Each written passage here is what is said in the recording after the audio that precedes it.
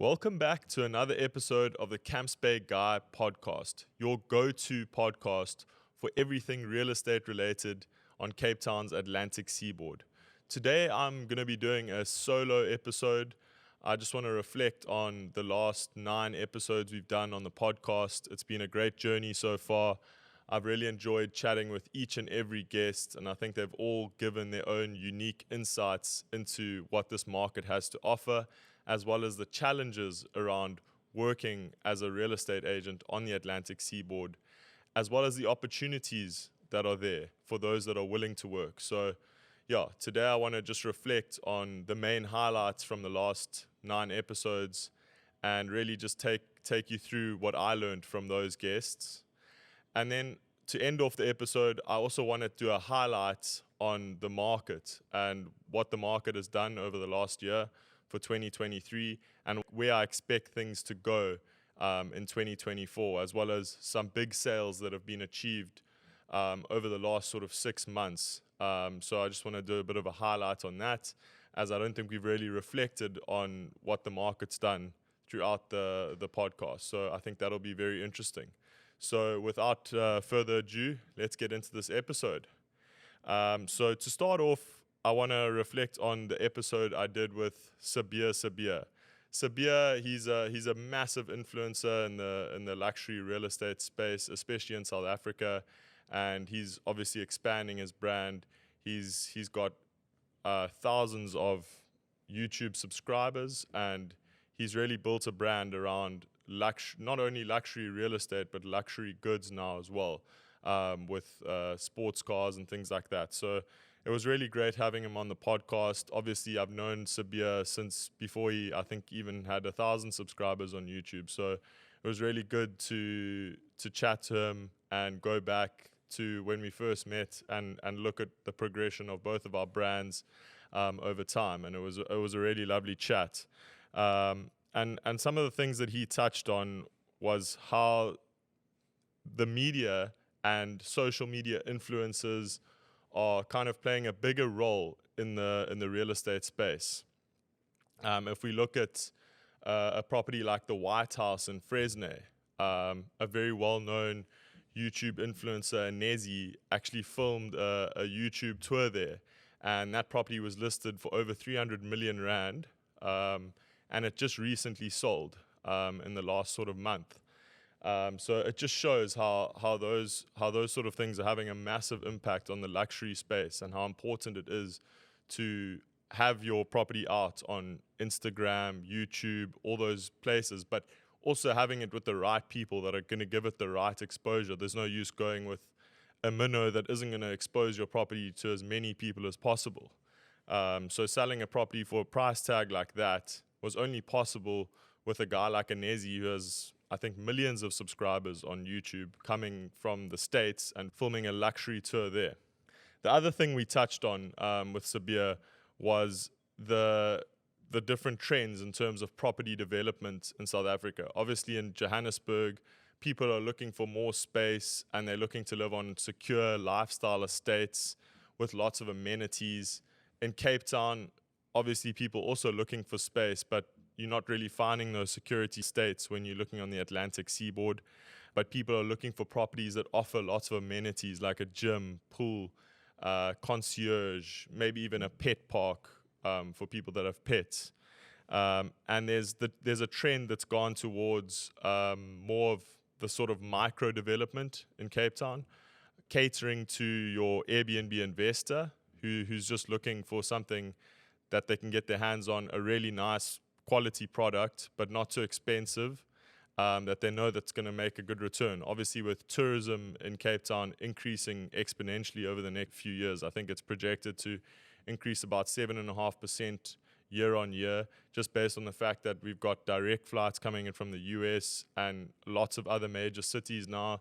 So more and more tourists are coming to Cape Town, and we've obviously, in the media, we've been voted one of the best cities in the world to visit as a tourist, as well as your digital nomads that are spending 3 to 6 months a year in Cape Town as well, and they make use of those Airbnb properties. So that's a sort of trend we touched on. And then the last thing we touched on were the challenges and opportunities in the Cape Town space. Obviously, Cape Town, if you're moving to Cape Town, you've got to, let's say from Joburg or KZN, you've got to wrap your head around the fact that you're going to get less square meterage for what you're paying. The price per square meter in Cape Town is the highest, I think, in the country or on the Atlantic seaboard. So if you want to move onto the Atlantic seaboard, you do need to realize that you are going to be paying a premium when it comes to price per square meter. That's the biggest challenge. And obviously in Cape Town, there's no more space to really develop properties now. So especially on the Atlantic seaboard where it's built around a mountain, so the space is now limited. Most of the vacant land or all of the vacant land has already been built on. So the new developments that are happening on older properties that they're knocking down and then building big blocks of flats. So the space is limited, which creates a situation where your prices are going up. And you're going to keep paying a premium, especially with the foreign market coming in with foreign currency wanting to invest in the space and buy Airbnb properties, buy lifestyle properties, and they've obviously got more buying power, especially if you look at the pound now where it's 24-1.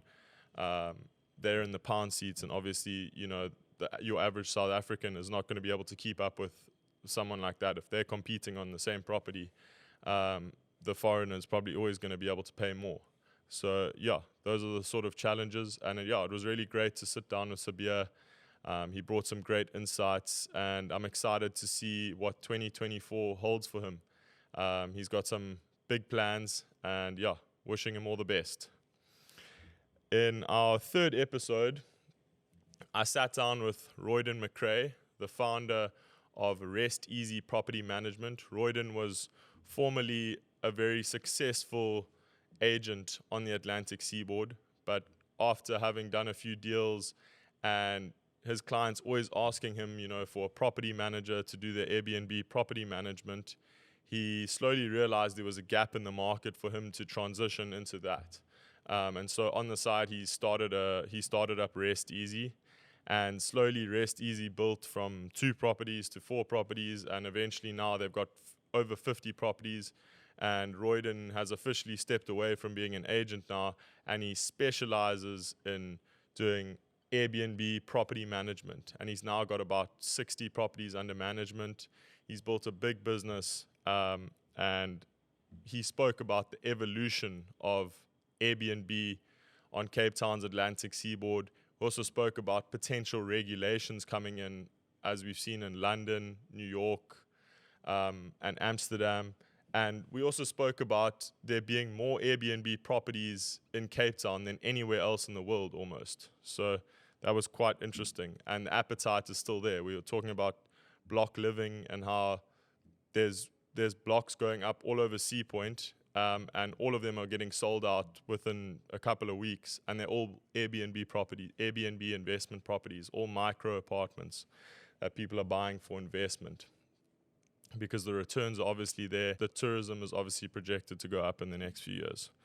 The next thing that we touched on with Royden was how you stand out. If you have an Airbnb property, or if you're managing an Airbnb property, how do you make that property stand out? And he talked about the small touches, such as when a guest comes in, having a welcome basket there, and having something like that there almost softens the blow with that guest. And he talked about the value of communication.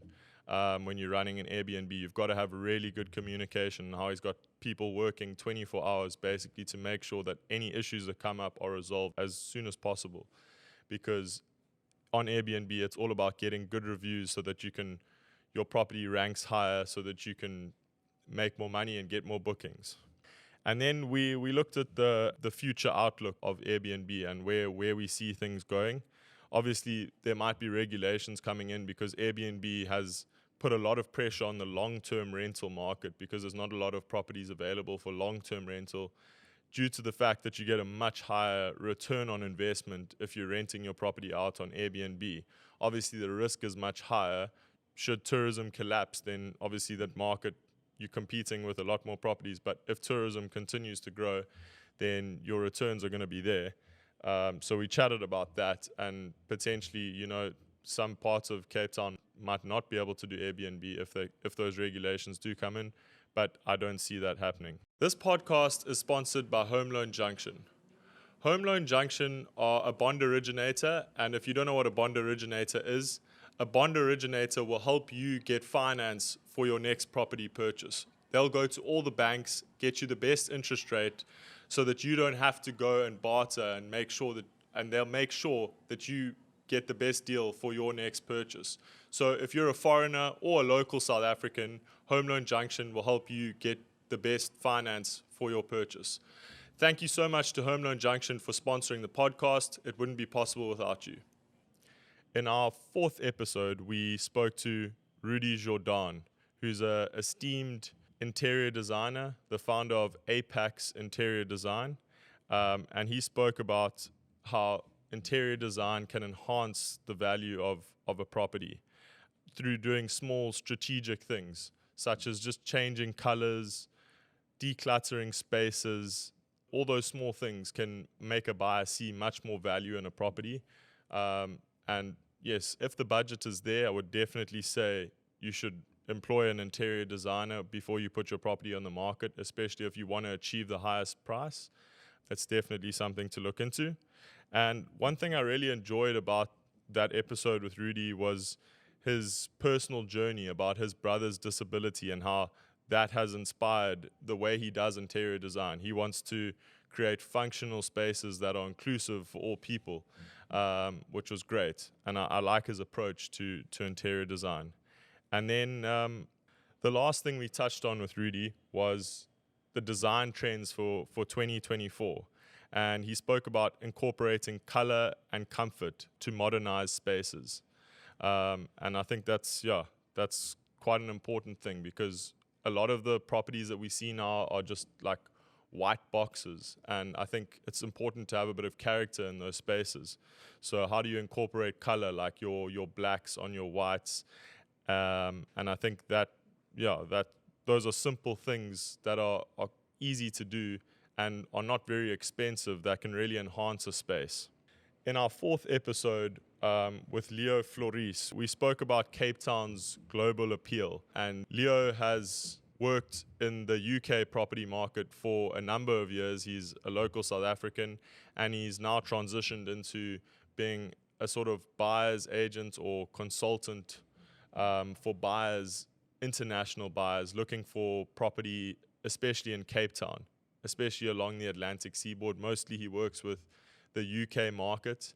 And we were just chatting about how our city, Cape Town, offers so much value to a foreigner. If you're looking at buying something over in Europe, the same sort of property that you would get in Cape Town, the price you're paying is a massive contrast. So our city offers really great value. And if you look at the lifestyle that you get in Cape Town, the restaurants, the beaches, the mountains, the golf courses, the winelands, there's so many things that you can do and experience in Cape Town, as well as the beautiful views and sunsets you get. So we were just talking about that and how that offers so much value, and how these buyers aren't really buying for investment purposes. It's more for an investment in their lifestyle, so that they can come and spend 3 or 4 months in Cape Town and really take in all those things that I just mentioned. And that's what makes our city so attractive. And he only sees more and more international buyers coming in, just because of the turmoil and things that are happening overseas. It's not all sunshine and rainbows there as well. So lots of people making the switch, and actually a lot of expats actually looking to come back into South Africa, which is an interesting trend for 2024. Lots of people have not enjoyed or are very skeptical about what's happening in Europe with obviously wars, and that putting strain on a lot of the European economies. So people coming back now to South Africa and seeing the value in the lifestyle that is offered here in Cape Town. The other thing we touched on with Leo was property management for foreign investors. Obviously, foreign investors need to have a really good property manager because they're only going to be here for 3 or 4 months of the year. So they're not going to see what's happening to their property for the rest of the year. It will potentially be let out on short-term rental, and we know that can be very hard on a property.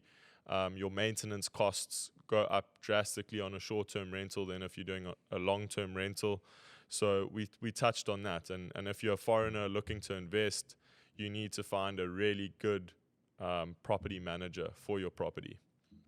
And then the last thing that Leo left us with, obviously he has worked at some of the top real estate companies in the UK, and he gave us some advice for aspiring real estate professionals. And he said it's all about persistence as well as having some structure. So he said, you need to structure your day, your 9 until 11, you on the phone, you're focusing on building your day and planning your day out so that you can have appointments for later on. And he said, it's just about having that discipline and persistence. You're going to have to go through a lot of no's in order to get the yes. And obviously the last thing he touched on was focusing on the people. It's a people business. So making sure you're giving a really good level of service, your communication is great, and if you can focus on those things, have structure in your day, that you constantly building your business and constantly prospecting and making sure you're going out on those appointments, hitting your KPIs that you need to hit in order to get to where you want to go, you will be a success in the industry. And then in episode 7, I sat down with Richard Hardy, the founder of Hardy Property here in Cape Town, and it was a really insightful conversation. I really enjoyed the conversation with Richard. Obviously, I've also known Richard since I started in the industry in Cape Town, so it was really great to sit down with him and have a chat. And Richard brings so much to the table. If you look at the industry, he's got over 22 years of experience in the industry. He's worked in high-end agencies in London, in Park Lane. He's worked as a buyer's agent, worked in Guernsey and won awards for innovation and marketing in the industry. So he's really, he really brings a lot to the industry. And obviously with Hardy Property now, he's grown a really great brand, and he's really brings that international flair to the market, having all his connections all around the world. And we chatted about how that has helped him, has enhanced his business. And then we also spoke about marketing and collaboration innovations.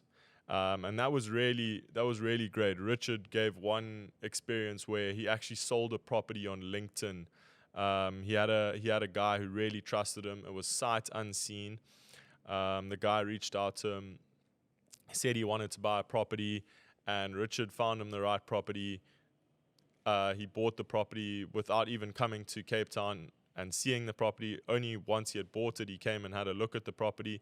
But Richard spoke on, how he had built that trust with that person over so many years, and that guy trusted him to make the right choice for him.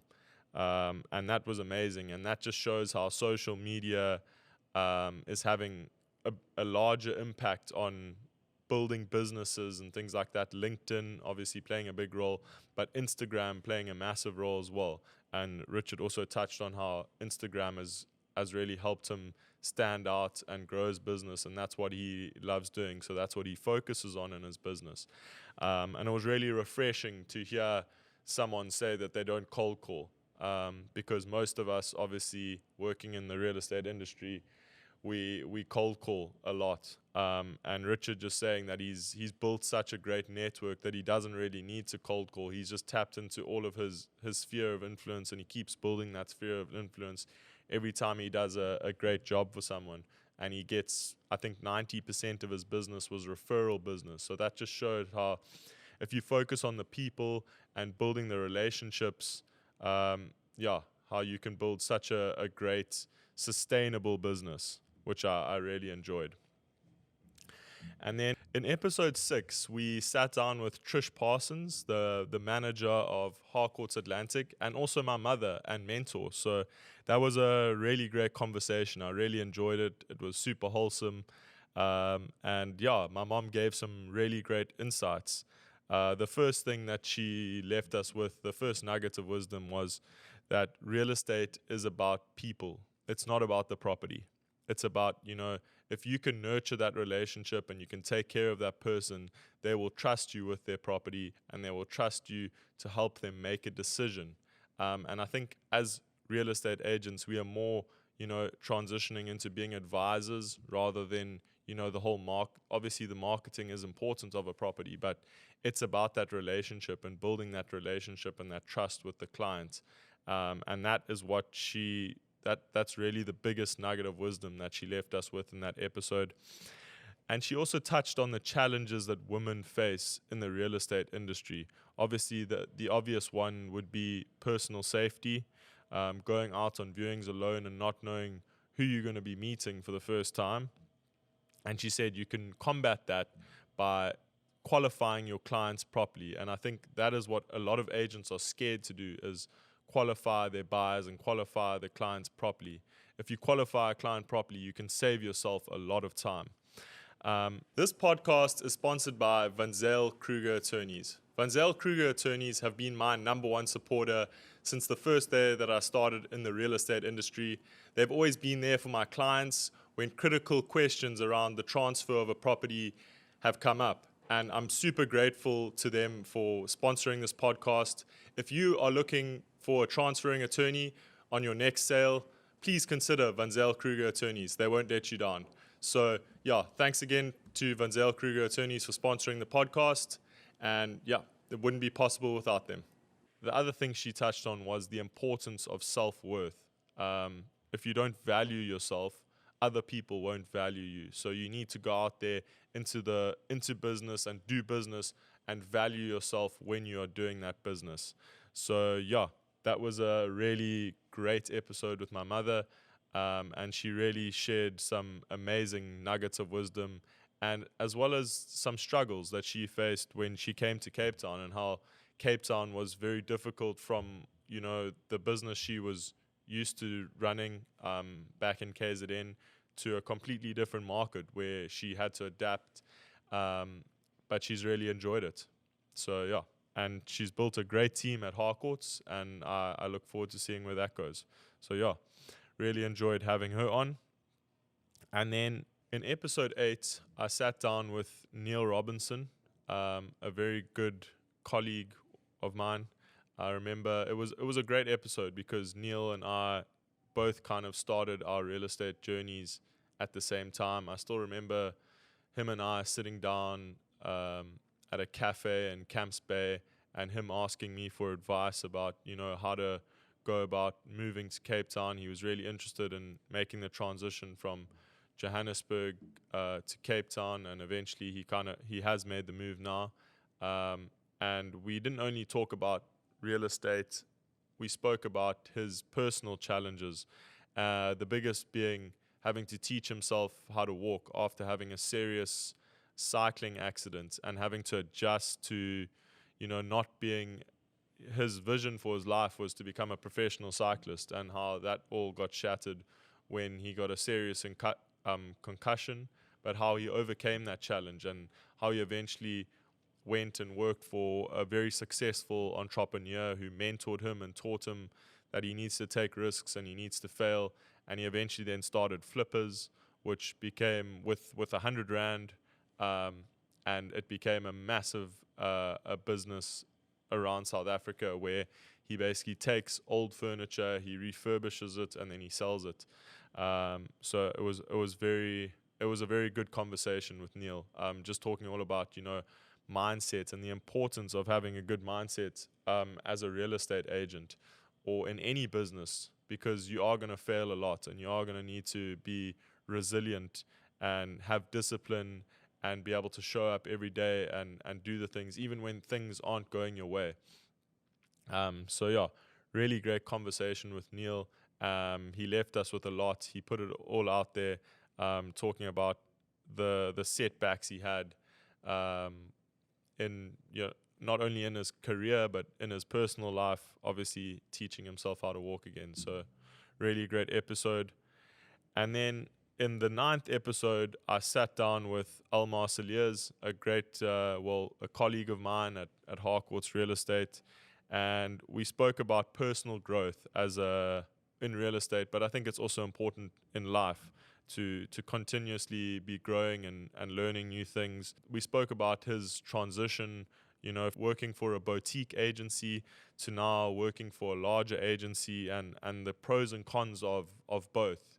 Um, Obviously, with the boutique, you've got a lot more freedom. With a corporate company, there's a lot more. It's a bigger company, but there's a lot more structures in place. And that was a great insight of his.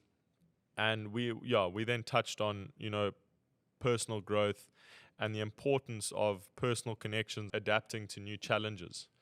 Almar also touched on how important it is for you to put, if you're an agent, how important it is to put your own sort of personal touch on every listing. Don't just follow what other people are doing, and that's something that I think he does well. So if you are interested to see his sort of style, then I'd say go have a look at his social media and the way he markets property. He's got a very distinctive style about how he does things, compared to the other agents on the Atlantic seaboard. Finally, it's been great to reflect on all the episodes that we've filmed so far. Obviously now this is our 10th episode, so it's been such a journey. And last but not least, I want to touch on the last year, 2023's sales statistics for both full title and sectional title properties on the Atlantic seaboard. So I'm just going to start with the full title statistics. So on the Atlantic seaboard in 2023, there were 290 sales recorded. There was a total spend of 4.5 billion rand. So a lot of money was spent on the Atlantic seaboard. The average price sits at about 15.7 million. The median price sits at 10.3 million. And the average price per square meter is sitting at 28,500 rand. The average days on the market is now sitting at 114 days on the market. So properties are still sitting on the market for more than 3 months on average, which kind of shows we always try and list the property very high because we don't want to leave money on the table, but gradually as time goes, we have to reduce that price to match where the market is coming in. And then if we look at the number of transactions and if that median price has gone up or down, because median price is a big indicator of whether your price has grown. The median price has pretty much stayed the same. In 2022, the median price was sitting at about 10.1 million. And in 2023, it's still sitting at about 10.1 million. However, the number of sales has gone up from 238 sales to 262 sales. So about 30 odd more sales recorded in 2023 than there were in 2022. So we're seeing a lot more churn happening. But really good to see those numbers up. Those are the highest number of sales recorded in the last 10 years, over 2022 and 2023. And then if we go to sectional title properties, there were 1,224 sectional title properties sold on the Atlantic seaboard in 2023. The total spend was just over 6 billion rand. So again, a lot of money spent. So between your sectional title and your full title properties, there was over 10 billion rand spent on the Atlantic seaboard. The average price for a sectional title property is sitting at 4.9 million. The median price sits at 3.2 million, and your average price per square meter on the Atlantic seaboard is now sitting at 46,500 rand roughly. Your average days on the market is sitting at 94 days. So also that 3-month trend where properties sit on the market for about an average of 3 months there. Some interesting statistics there. And if we look at the growth, your median price in 2022 was 2.9 million. And obviously the median price now in 2023 is sitting at 3 million. So there has been some price growth. And if we look at the number of sales recorded, there was 1,118 sales recorded in 2022. And in 2023, there have been 1,123 sales recorded. So not much change there, but again, in 2021, there were 949 properties sold. So I think in 2022 and 2023, there was kind of the first time we saw over 1,000 properties sold. So great churn in the market means there's a lot of activity and a lot of demand out there, and a lot of properties being sold on the Atlantic seaboard. So yeah, it's been a really good episode. Really great to have reflected on the last 9 episodes that we've recorded on the Camps Bay Guy podcast. I've really enjoyed the journey. It's been difficult adjusting to starting your own podcast and doing this, but I've really enjoyed it, and I can't wait to keep doing it. So look out for the next 10 episodes where we'll be bringing you some amazing guests. And yeah, can't wait to get into the rest of it. And I hope you enjoyed this one, and I hope you've enjoyed it so far. If you have, please remember to like, subscribe, share, and yeah, show it some love. Cheers.